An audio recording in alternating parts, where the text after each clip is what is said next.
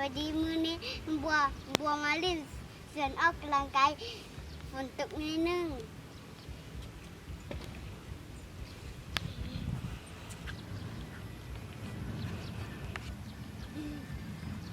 บัวเล่นลักษณะ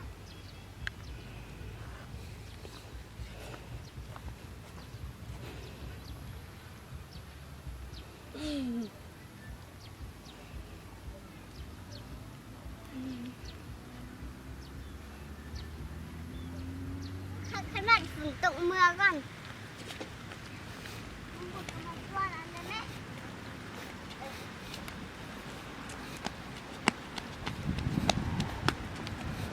ไปเ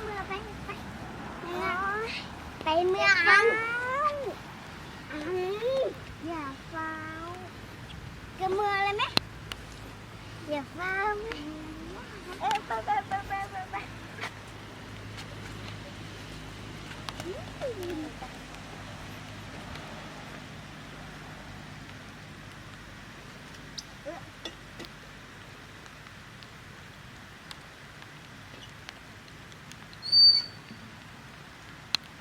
ม่วนขน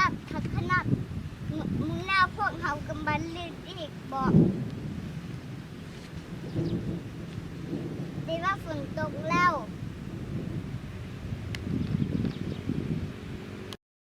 ยำแรงมาพวกก็จะเปิดน้ำขึ้นสูงๆเลยฝากกดไลค์กดติดตามให้น้องบัวเลยเด้อมื้อหน้าบัวสิถ่ายจุดนั่งงามไม่ได้เบิ่งเด้อไปเด้อ